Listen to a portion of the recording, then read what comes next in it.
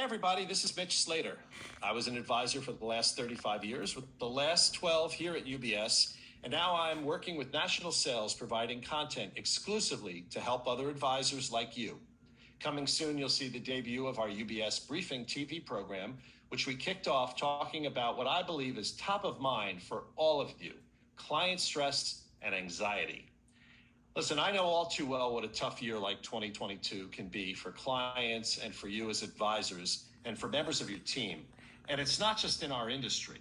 In fact, the American Psychological Association just reported stress in America has ratcheted up this year, and 42% of adults have some anxiety or depressive disorders. So with half the country struggling, it's no wonder if you're having some tough days with your practice as well.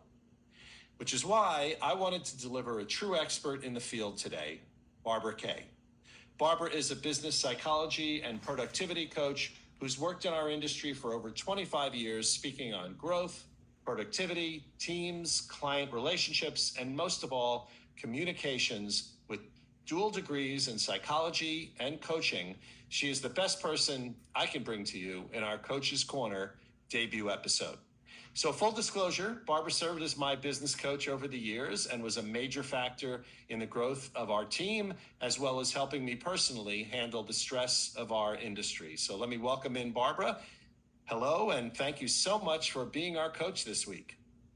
Mitch, thank you for having me. We've known each other a long time, and it's a privilege to be here. I work with advisors literally from New York City to Alaska, helping them succeed in their practices and succeed with their clients. I'm delighted to be here. Thank you. Well, thank you. And let me start with this. You've said recently that logic doesn't work with anxious clients. So can you expand on that for us a little bit?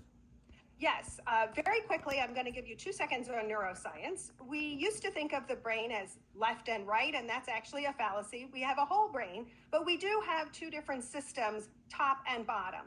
The top system is the prefrontal cortex, and that is our analysis. That is the executive function that helps us plan long term. It helps us avoid impulse decisions. It helps us defer pleasure for a long-term goal. Advisors are trained to maximize that analysis. They're trained to think out of that executive function.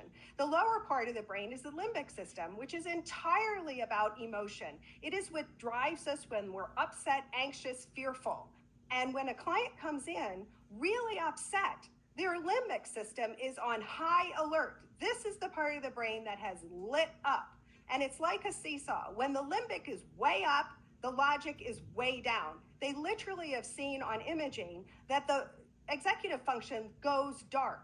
So when advisors are talking logic to a client who's emotional, the client is not even hearing them. They're all about the emotion. And so the advisor needs to deal with the emotion first, because if the limbic and the emotion is way up, the logic doesn't talk and doesn't come on board until the emotion is vented out. So although advisors are trained to be logical, they need to help clients vent out that emotion so that the logic can come on board. Then they can pivot and talk to the clients logically after they've dealt with the emotion. Yeah, that makes a lot of sense. So if you're coaching an advisor right now during this difficult year, what would you be telling them about how to handle meetings, first of all, and working with clients, but also about how to take care of themselves? Well, I think there are two factors that are really important for advisors. Number one is emotional contagion. Emotional contagion is when we pick up the emotions of other people, and this is actually a real thing. So as advisors are coming, as clients are coming at advisors, hot, upset, anxious, the advisor is picking up all that emotion. And it's really hard for the advisor to not get caught up in that emotion.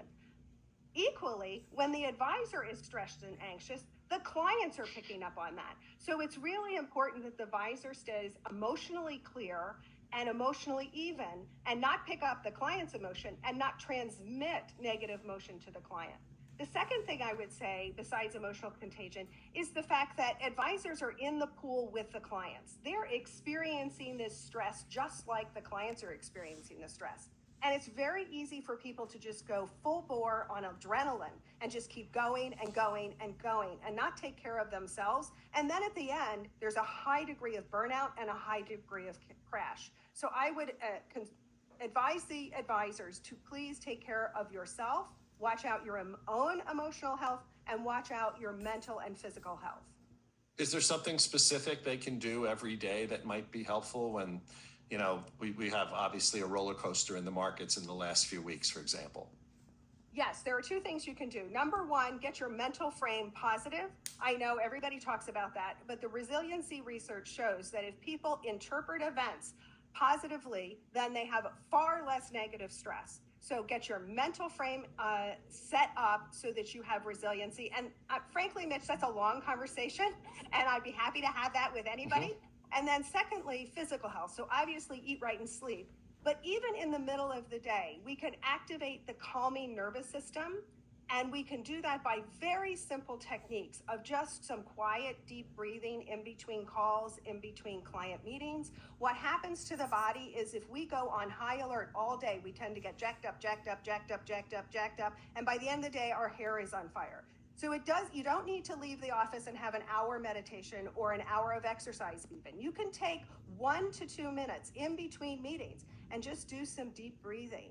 Just do some deep breathing. That is the fastest way to initiate your calming part of your nervous system. And then also get up and move. Don't sit locked to a phone or locked to the computer screen. Drink some water. But if you incrementally build into your day these little calming moments, you will feel much more calm overall, and you will not end up really jacked up by the end of the day. That's so true. Barbara, thank you so much. That just really appreciate you sharing your wisdom today. And we're going to link below so folks, you can read more of Barbara's work, and feel free to reach out to her via her website. So Barbara, thank you so much for being here. I really appreciate it. It's my privilege. Thank you for having me. Of course. And remember, folks, keep checking the National Sales website or go to National Sales, as we have so much more timely content to share with you in the upcoming weeks and months ahead, and a lot of fun things coming too. So thank you for watching, and remember, true wisdom is learning something from everybody.